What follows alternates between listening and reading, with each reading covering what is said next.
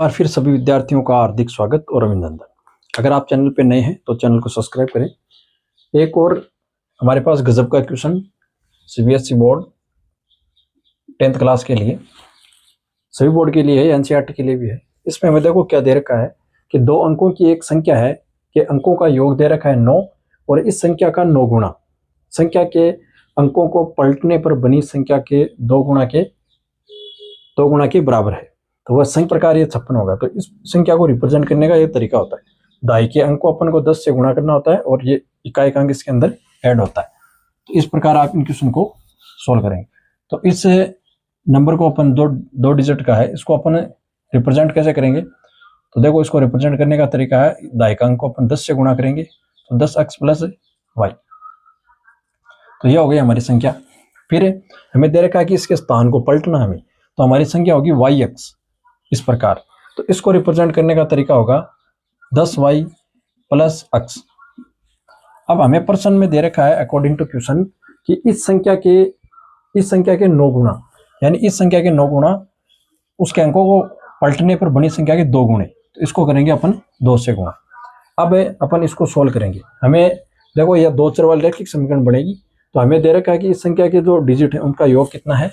9 है। तो इसके डिजिट अपन x प्लस वाई बराबर 9, तो एक इक्वेशन हो गई हमारे पास। ये एक इक्वेशन हमें यहाँ से प्राप्त होगी। देखो इसको आप गुणा कराएं तो ये हो जाएगा 90x प्लस 9y और बराबर में यहाँ हो जाएगा 20y प्लस 2x। अब आप इसको 2 चर वाले रैखिक समीकरण में कन्वर्ट करें तो 2x को अपन बाईं तरफ लाएंगे तो ये 90 में से 2 कम हो जाएंगे, तो ये हो जाएगा 88x और 20x को हमें बाईं तरफ लाएंगे तो माइनस के 20 होंगे, तो उसमें से 9 कम कर देंगे तो ये हो जाएगा 11y बराबर 0। 11 अपन यहाँ से कॉमन ले लेंगे तो यहाँ तो बचेगा 8x और यहाँ बचेगा y बराबर 0। 11 यहाँ से कैंसिल होकर 0 के अंदर चला जाएगा, तो हमारे पास इक्वेशन आई 8x माइनस वाई बराबर 0। तो एक इक्वेशन ये है हमारे पास और एक इक्वेशन ये। इन दोनों को अपन को सोल्व करके x और y की वैल्यू बतानी है। तो देखो इसको सोल्व करने के लिए x प्लस वाई बराबर 9, विलोपन विधि से अपन इसको सोल्व कर लेंगे बराबर 0। यहाँ y से y कैंसिल, ये हो जाएगा आपके पास 8x और एक 9x बराबर इधर है 9, x बराबर 9 से डिवाइड होगा तो आ जाएगा 1। x की वैल्यू अपन को 1 है, तो y का मान यहाँ से रखेंगे अपन इस इक्वेशन के अंदर, x बराबर 1 तो y बराबर आ जाएगा आपके पास 8।